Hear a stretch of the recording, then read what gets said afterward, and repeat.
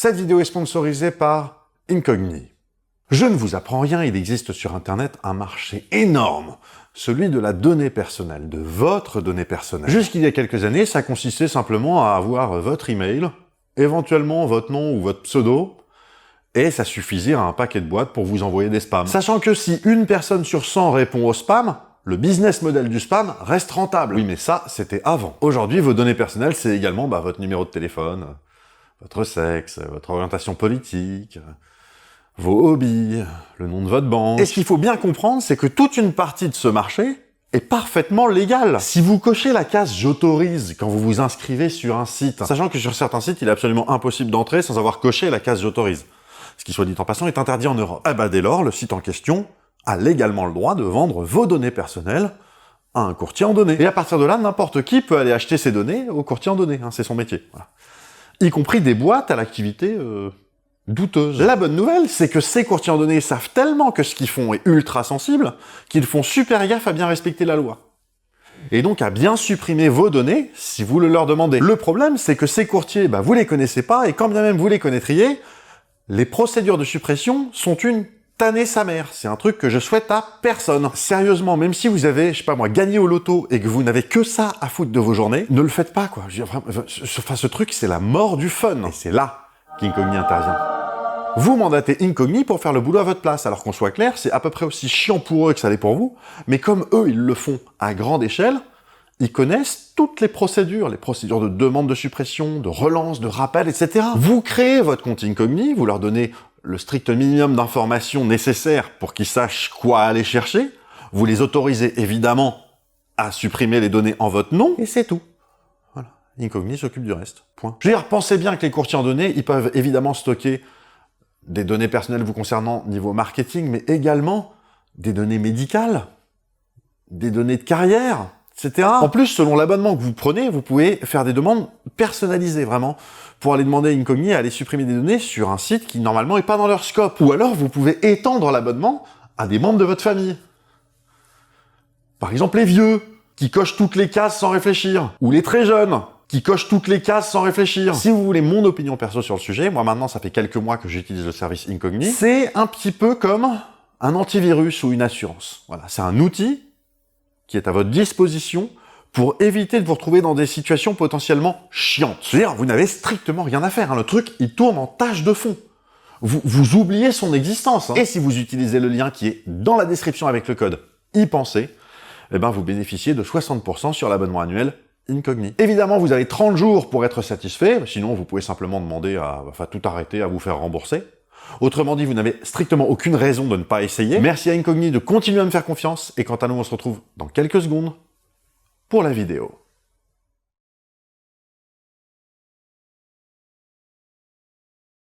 Salut les gens, aujourd'hui un petit épisode, pas trop dense, parce qu'il est important de bien le comprendre. D'ailleurs, les plus attentifs parmi vous se rendront certainement compte que tout ce dont je vais parler dans cet épisode, quasiment, on en a déjà parlé dans d'autres épisodes. Oui, mais voilà, je pense qu'il est important que je vous le raconte de la façon la plus directe possible pour que vous le compreniez de la façon la plus directe possible. Oui, parce que comprendre ce dont on va parler aujourd'hui va grandement vous faciliter la tâche pour ce qui est de comprendre ce dont on va bientôt parler dans de futurs épisodes. Des épisodes dont les sujets traiteront principalement de la matière ainsi que de la nature de la matière. Est-ce que vous vous êtes déjà demandé pourquoi certains atomes sont radioactifs alors que d'autres non? Voire même, plus précisément, pourquoi certains atomes ne sont pas du tout radioactifs, mais certains isotopes de ces atomes le sont? Pourquoi certains atomes sont stables, alors que d'autres non? Pourquoi, comme l'avait pressenti en son temps Mendeleïev, plus un atome est léger, plus il est abondant dans l'univers? Aujourd'hui, les gens, on parle, au sens large, de la stabilité des atomes.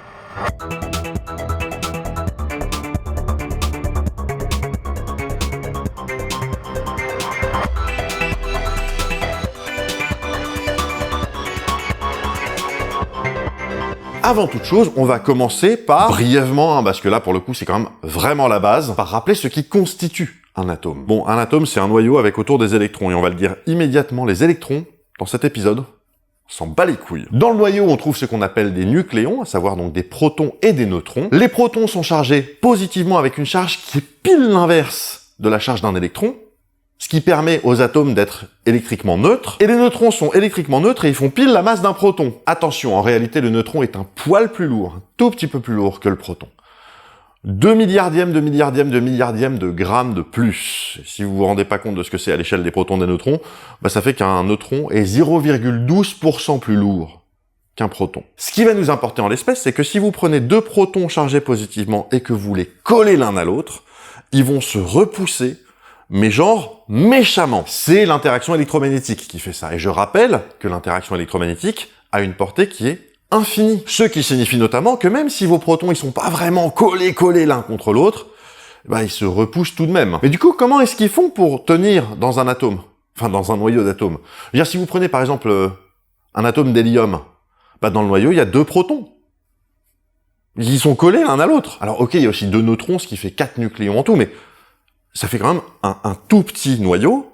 Donc les protons sont véritablement, vraiment très proches l'un de l'autre. Ils doivent véritablement se repousser très très fort. On en a déjà parlé sur la chaîne, c'est l'interaction nucléaire forte. C'est elle qui permet aux constituants d'un noyau de rester collés les uns aux autres. Alors, oui et non. En réalité, l'interaction nucléaire forte, c'est celle qui permet de lier les quarks entre eux. Pas seulement, hein. Ok, alors, détaillons un peu. On l'a déjà dit, les quarks ont une propriété qu'on appelle la couleur, et qui peut être bleue, verte, ou rouge. L'interaction nucléaire forte, qu'on appelle également judicieusement l'interaction nucléaire de couleur, c'est une interaction qui permet la neutralité de couleur. Et en pratique, ça signifie la chose suivante. Coller 3 quarks entre eux, un bleu, un rouge et un vert, ce qui va faire une neutralité de couleur, et ce qu'on obtient après, bah, c'est un baryon, donc en l'occurrence un proton ou un neutron, ou alors coller un quark d'une couleur donnée avec un anti-quark de la même couleur, mais attention, pas de la même saveur. C'est-à-dire, si vous prenez un quark up et un anti-quark up, si vous les collez ensemble, ils s'annihilent. Donc, par exemple, un quark up rouge avec un anti-quark down rouge également. Et comme c'est anti, ça neutralise la couleur. Et là, vous obtenez ce qu'on appelle un méson. Toutes les paires quark-anti-quark, on appelle ça des mésons. Et donc, l'interaction nucléaire forte, bah, c'est ce qui permet ce mécanisme-là. Et c'est porté par un boson de jauge, hein, vous vous rappelez, on en a parlé dans l'épisode sur le baissière des particules, le lien dans la description. Et en l'occurrence, le boson en question, c'est un gluon. Bref, ce qui maintient maintenant dans un noyau un proton collé à un autre proton, c'est pas exactement le même mécanisme. Et ça, on le sait depuis les années 70 déjà. L'interaction qui permet de maintenir collés deux protons dans un noyau d'atomes, c'est une interaction qu'on a appelée par commodité la force nucléaire, ou plus intelligemment parfois, la force nucléaire résiduelle. C'est-à-dire que si vous avez un proton à côté d'un neutron, eh ben, ils vont échanger un méson léger. Par exemple un pion. Et cette interaction-là est bien plus forte que l'électromagnétisme. Et donc elle permet largement de contrebalancer la répulsion qu'il peut y avoir entre deux protons. Pour peu que ces deux protons soient suffisamment proches l'un de l'autre. La distance moyenne qui existe entre deux nucléons dans un noyau d'atomes, c'est 1,3 femtomètre. Sachant que un femtomètre, c'est 10 puissance moins 15 mètres. Hein, c'est 1 milliardième de mètre. Tout petit. Et cette interaction-là, la force nucléaire résiduelle, alors oui, elle est très très forte, mais elle décroît très rapidement avec la distance. Genre à 2,5 femtomètres. 2,5 femtomètres, c'est-à-dire juste le double de la distance dont on parlait, elle devient négligeable face à l'électromagnétisme. Négligeable. Alors, vous aurez noté qu'à aucun moment j'ai parlé de gravitation, mais il faut bien comprendre qu'à l'échelle d'un neutron ou d'un proton, sauf à être à côté d'un trou noir, et quand je dis à côté d'un trou noir, je veux dire à côté d'un trou noir, bah la gravitation est tellement négligeable qu'en général on néglige même de dire qu'on la néglige. Mais c'est genre rien. C'est-à-dire qu'elle est tellement négligeable que si, pour des raisons qui m'échappent, la gravitation n'existait pas à l'échelle des particules, bah là, ça changerait rien. Donc à ce stade, ce qu'il faut qu'on retienne, c'est que si vous avez un nucléon, un proton ou un neutron qui est dans un noyau d'atomes, en gros, il y a une interaction qui le maintient cohérent avec ses voisins proches dans le noyau d'atomes. Les voisins qui sont juste à côté de lui. Et c'est heureux d'ailleurs, parce que si c'était pas le cas, on serait pas là pour en parler. Imaginons maintenant un gros atome, genre un atome avec une centaine de nucléons. Au pif, cadmium. Cadmium 106. 48 protons, 58 neutrons. Ok? Atome stable. Essayez maintenant de visualiser mentalement le noyau de cet atome. C'est-à-dire que vous imaginez une boule avec 106 billes. C'est pas des billes, ok? Non mais on le sait ça. Et ces billes, il y en a 48 qui sont rouges, ça c'est les protons, et 58 qui sont bleus. Ça, c'est les neutrons. Et alors, là aussi, hein, dans le noyau d'atome, il n'y a rien qui est rouge, il n'y a rien qui est bleu. Hein. C'est juste pour visualiser, c'est pour l'illustration. N'est pas m'emmerder qu'un neutron, c'est pas bleu ou je sais pas quoi. Mais rassure-moi, ça aussi, on le sait, non? Oui, mais il n'empêche qu'il y a là, quelque part, dans le public, un chimiste dont je tairai le nom, qui ne peut pas s'empêcher de venir péter les couilles du monde entier quand on n'utilise pas pile les mêmes couleurs que lui. Voilà. Ah, et tu crois qu'il va venir commenter, du coup? Alors ça, il y a aucun risque. Je l'ai mute. Et tu sais quoi? T'as bien fait. Si vous prenez, mettons, maintenant, un proton, voilà, sur le côté gauche de la boule. Donc, ok, on a compris, force nucléaire résiduelle, il est maintenu en place grâce à l'interaction qu'il a avec ses voisins proches. Les boules qui sont juste à côté. Proton et neutron. Hein. Oui, bah, ça, c'est ce qu'on vient de dire. Et les voisins en question sont également maintenus en place grâce à l'interaction qu'ils ont avec leurs voisins proches juste à côté. Et tout va bien. Sauf que le proton qu'on a choisi là, alors ok, lui, il est maintenu par ses voisins. Mais ceux qui sont pas ses voisins directs, il y a quand même un paquet de protons dedans qui le repoussent violemment, et entre tous ces protons-là et le proton qu'on a choisi, la force nucléaire résiduelle, il n'y a rien. Oui, là, les autres protons, ils sont trop loin pour que cette interaction les maintienne. En revanche, l'interaction électromagnétique, elle les repousse violemment. Alors, pour le cas du proton qu'on a choisi, je sais pas précisément combien de ses voisins sont des protons ou des neutrons, mais on prend pas trop de risques à dire qu'il y a au moins une quarantaine de protons qui sont trop loin pour que la force nucléaire résiduelle opère, et que donc juste il y a une quarantaine de protons qui, au moins, qui repoussent le proton qu'on avait choisi. Je veux dire, vous comprenez sur un noyau d'atome comme ça, que c'est plus complexe que simplement un noyau d'hélium, de protons, de neutrons. Là, c'est tout. Là, il y a des tensions partout. Alors, on est d'accord, hein, du fait qu'il y a plus de protons et de neutrons, ça veut dire aussi que, localement, à tous les endroits, il y a plus d'interactions nucléaires fortes, enfin de force nucléaire résiduelle. On est d'accord. Et de toute façon, on peut être que d'accord, parce que si ça marchait pas, le truc, il partirait en couille instant. Mais de fait, ça fait également beaucoup plus de répulsion au sein même du noyau d'atome. Oui, c'est ça hein, qui fait qu'on ne peut pas avoir dans la nature d'atomes avec autant de protons qu'on le souhaiterait. D'atomes stables. Et même de synthèse. Hein, on peut pas fabriquer un atome avec 2000 protons. C'est pas possible. Un atome stable, hein, j'entends. Et quand je dis stable, c'est-à-dire que vous le créez, et ensuite vous lui foutez la paix, puis il reste là, tranquille, posé. Et, oui, oh là là, je suis un atome lourd, tout va bien. Alors, ok, je comprends, on peut pas avoir un atome avec 2000 protons. Ok.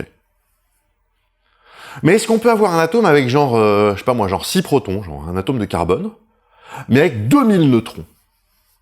Pour le coup, les neutrons, eux, ils repoussent que dalle, donc ils devraient pas gêner la stabilité du truc, si? Non, ça, on peut pas non plus. Mais pourtant, ils repoussent rien. Alors, non, en effet, on est d'accord, ils ne repoussent pas les autres neutrons ou les protons. Ça, on est d'accord. Et j'ai même envie de dire, puisque les neutrons participent à la force nucléaire résiduelle, bah du coup, ça ferait une interaction super forte. On devrait avoir même des noyaux d'atomes super stables, du coup, non? Oui, sur le principe, en effet. Sauf que Paoli n'est pas d'accord. Hein?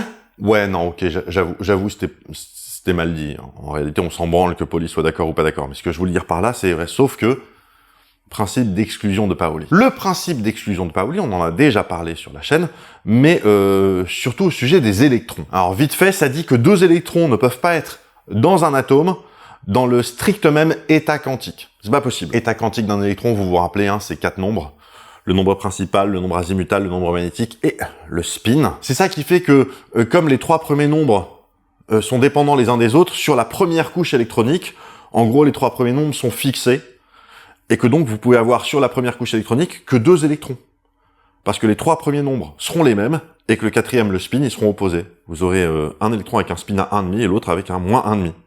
Mais vous emmerdez pas avec ça, ce qu'il faut retenir, c'est la phrase du début. 2 électrons ne peuvent pas être dans un atome, dans l'exact même état quantique. Sauf que le principe d'exclusion de Paoli ne parle pas d'électrons. Il parle de fermions. Et ça aussi, on en a déjà parlé dans la vidéo sur le bestiaire des particules, le lien dans la description. Les fermions, ce sont toutes les particules qui ont des spins demi-entiers. Donc 1,5, 3,5, 5,5, 7, etc. Et donc en effet, parmi les fermions, il y a les électrons, mais il y a également les protons et les neutrons. Et alors, qu'est-ce que ça signifie de dire que 2 neutrons ne peuvent pas être dans un atome dans le même état quantique? C'est quoi l'état quantique d'un neutron? Oui, parce que le neutron, là, il est dans le noyau, donc il n'y a pas d'histoire de sur quelle couche électronique il est. Je veux dire, les nombres sont pas les mêmes. Alors, on va pas rentrer dans le détail là-dedans, parce que, évidemment, réponse courte, non. Mais réponse longue, en fait, si. Ah merde. Oui, voilà, donc on va simplement contourner un peu le problème en parlant simplement d'énergie. D'énergie. Ça va pas être nécessairement plus simple, mais ça va surtout être plus intuitif. Disons qu'un neutron a un niveau d'énergie et un spin. Évidemment, et un spin, c'est le principe. Enfin, niveau d'énergie et un spin. Et je rappelle, hein, le spin du neutron, c'est plus ou moins 1,5. Donc c'est plus 1,5 ou moins 1,5. Bon, si on a deux neutrons dans un noyau d'atome, typiquement un noyau d'hélium, ils peuvent bien avoir exactement le même niveau d'énergie, il suffit qu'ils aient deux spins opposés. Il y en a un, il a un spin à 1,5, l'autre à moins 1,5, puis voilà. Mais si maintenant on veut mettre un troisième neutron dans le noyau d'atome, comment est-ce qu'on fait sans violer le principe d'exclusion de Pauli? Oui, parce que le troisième neutron, du coup, il aura soit un spin à 1,5 comme le premier neutron, soit un spin à moins 1,5 comme le deuxième neutron. Eh bien, il aura un autre niveau d'énergie. Et vous pensez bien que la nature cherchant toujours à économiser le max d'énergie, les deux premiers neutrons avaient le niveau d'énergie le plus bas possible pour des neutrons. Ce qui signifie que notre troisième neutron, le nouveau neutron, lui sera à un niveau d'énergie un peu plus élevé. Et avec un spin donc de plus ou moins 1,5. Puis là, si on fait rentrer un quatrième neutron, il aura le même niveau d'énergie que le troisième neutron, mais avec le spin opposé. Donc si le troisième c'était 1,5, le quatrième c'est moins 1,5. Ou inversement. Voilà. Avec un cinquième neutron dans le noyau d'atome, ce sera à nouveau un niveau d'énergie un peu plus élevé, et là on commence à entrevoir la nature du problème. À chaque nouveau nombre impair de neutrons dans le noyau d'atome, il va nous falloir à chaque fois un niveau d'énergie supplémentaire. Et ça, on le sent bien qu'à un moment donné, c'est un truc qui va se payer. Juste qu'on soit clair, on est toujours bien en train de parler juste du noyau d'un atome. Je veux dire clairement, les choses sont vraiment pas aussi simples si on commence à parler d'un neutron dans une étoile à neutrons. Ou dans un trou noir, ou ce genre de truc exotique. Là, en ce qui concerne un noyau d'atome, la matière est censée se comporter normalement comme de la matière.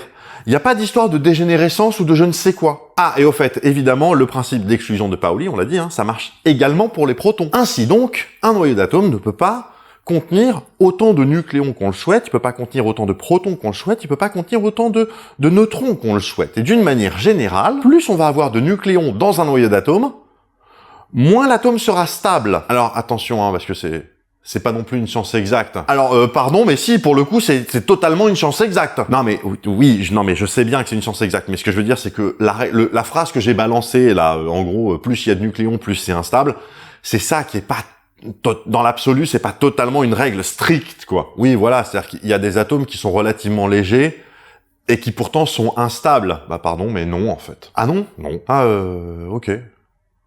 Mais il y a quand même des atomes qui sont lourds et qui sont stables, non? Alors, oui, mais en gros, ça dépend beaucoup de ce qu'on appelle un atome lourd. C'est-à-dire, dans la nature, on trouve 325 types d'atomes distincts, en comptant les isotopes. Et parmi ces atomes, il y en a 274 qui sont stables, et 51 qui sont instables. Et juste pour rigoler, vous savez ce que c'est qu'on appelle scientifiquement un noyau stable? Scientifiquement, ça veut dire quoi un atome, dire d'un atome qu'il est stable? Non, vas-y, c'est quoi? Alors c'est un noyau d'atome dont on n'a jamais pu démontrer expérimentalement qu'il se désintègre une fois formé. Et je parle pas d'un atome qu'on vient casser en le bombardant avec quelque chose.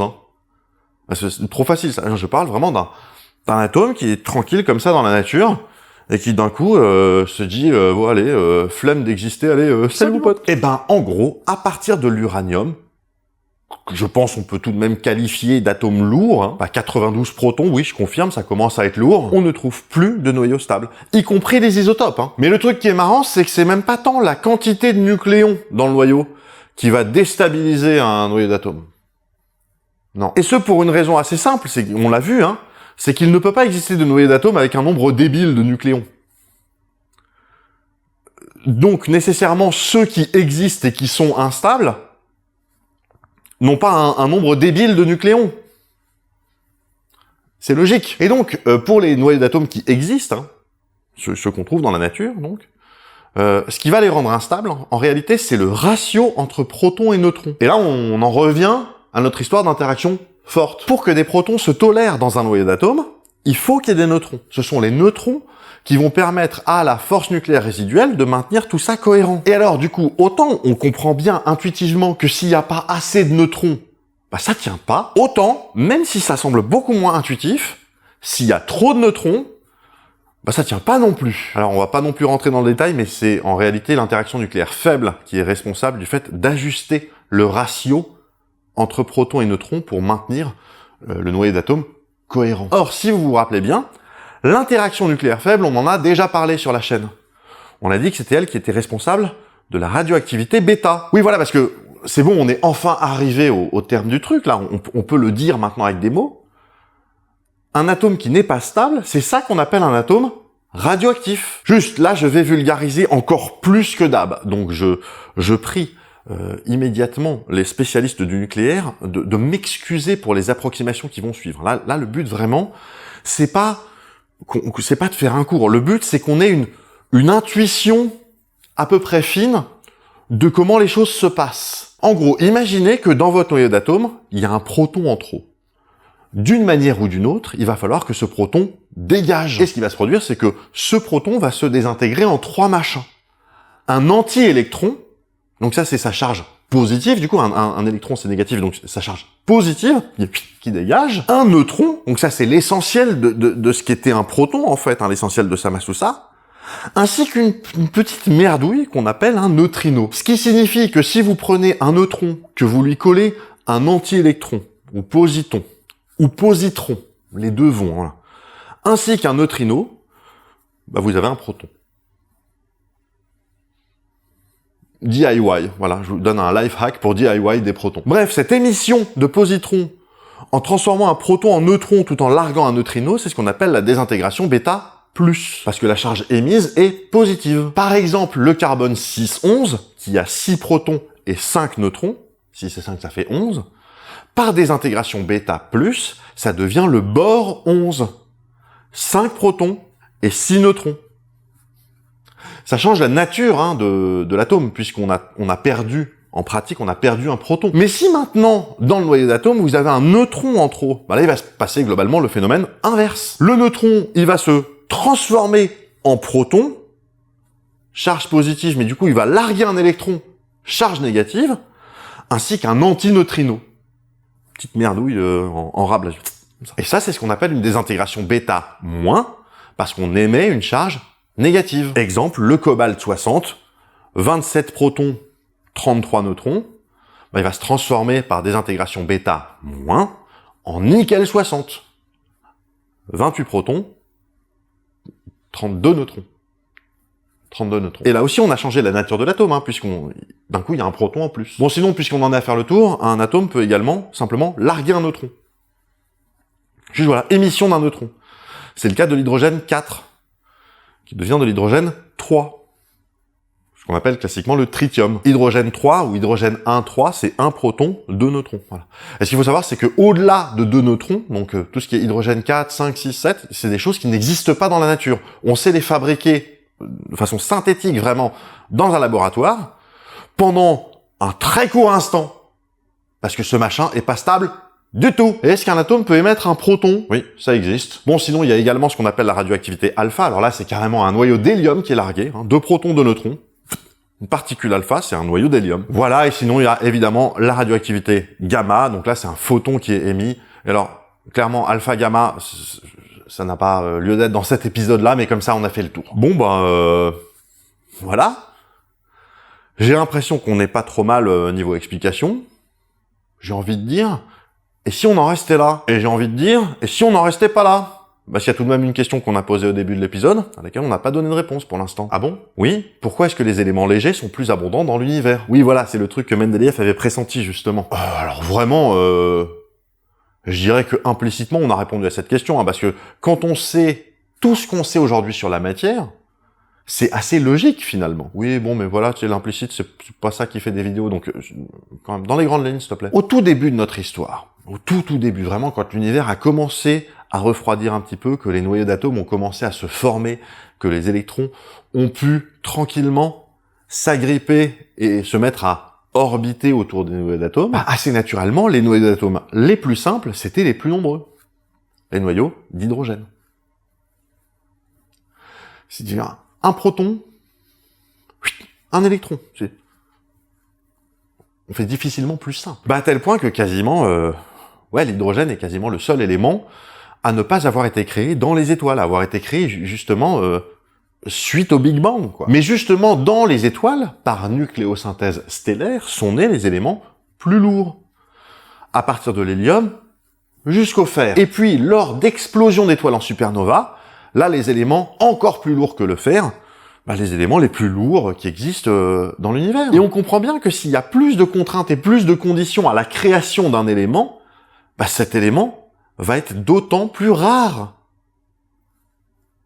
C'est normal. Si sans absolument rien faire, vous fabriquez de l'hydrogène, mais que par contre, il faut une étoile pour faire un truc plus lourd, et une étoile suffisamment lourde qui va exploser en supernova pour fabriquer un truc vraiment très lourd, les trucs vraiment très lourds vont être vachement moins nombreux dans la nature que l'hydrogène, où il y avait strictement rien à faire. Et si on ajoute à ça le fait que plus un atome va être lourd, moins il va être stable, sachant que atome pas stable, ça veut dire qu'il va finir par se casser en au moins un atome plus léger, oui, plus un atome est léger et stable, et plus il va être abondant dans l'univers. Oui, même si, encore une fois, tout ça ne résout pas le problème du lithium. Fameux problème du lithium. Dis, ça fait plusieurs fois que t'en parles du fameux problème du lithium. Tu veux pas nous en dire deux mots, là, pendant qu'on y est? Rapidement.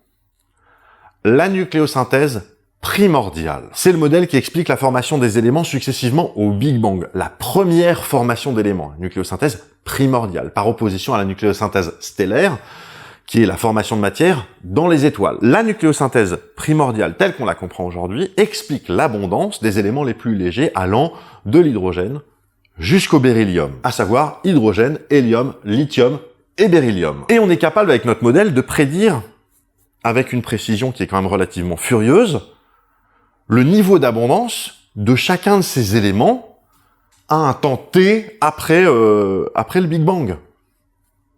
Et ce qu'on prédit, quand on le met en face de ce qu'on observe, c'est vraiment très proche. Sauf pour le lithium. C'est-à-dire que, juste pour le lithium, on observe 3 fois moins de lithium qu'on devrait. Mais les autres, ça va. Hydrogène, hélium, beryllium, ça va, c'est ce qu'on s'attend à observer. Et lithium, 3 fois moins. Voilà, en gros. Et on va pas détailler le sujet plus avant, alors déjà parce que simplement, l'explication finale, à ma connaissance, on l'a toujours pas. En plus du fait que c'est pas du tout le sujet de l'épisode. Et que voilà, je veux dire, on a fait le tour là. J'ai envie de dire, cet épisode est maintenant terminé. Merci de l'avoir suivi. J'espère qu'il vous a plu. Juste, je pense que je vais désormais arrêter de vous demander systématiquement de liker, commenter, partager les épisodes. Alors non pas parce que c'est pas important, parce que ça reste très important. Ça reste le nerf de la guerre d'une chaîne YouTube, qu'on se le dise. Mais c'est juste parce que je trouve ça, je pense que c'est à peu près aussi relou à entendre pour vous que pour moi de le dire, et que, à force du fait que ce soit systématique, de toute façon, vous l'entendez plus, même moi, quand je le dis, c'est devenu automatique complètement. Et de plus, je pars du principe quand même que c'est bon, maintenant on sait comment ça marche, YouTube. Je veux dire, si vous êtes du genre à activement mettre des likes ou commenter, si vous avez envie de liker, vous likerez, si vous avez envie de dire un truc, vous le direz. Voilà, et puis si vous êtes du genre à ne jamais mettre de pouce en l'air ou pouce en bas, je vous juge pas, genre moi je regarde YouTube la plupart du temps sur la télé c'est hyper chiant de liker ou pas liker, donc je le fais peu souvent, voilà. Mais du coup ça change rien à vos habitudes, vous voyez ce que je veux dire, en fait c'est chiant en fait, tout ça ça a commencé avec l'histoire des pouces bleus, je sais pas si vous vous rappelez, je crois que c'était Ibra TV, un des premiers qui disait, au début de la vidéo, il dit ouais lâchez un pouce bleu, je dis merde, on en est, vous savez quoi, je vais pas partir maintenant dans un truc comme ça. 1, 2, 3, 4, 5, 6, 7, 8, 9, 10. Serenity Now, pour ceux qui ont la ref. Franchement, quand un épisode est terminé, je préfère discrètement vous afficher ici le truc abonnez-vous, comme ça vous savez, vous dites ah tiens ouais, la chaîne est bien, je vais m'abonner. Et je préfère me contenter simplement de dire que j'espère que la vidéo vous a plu. Et que d'ici le prochain épisode qui arrivera très bientôt, je vous dis, restez curieux. Et prenez le temps d'y penser.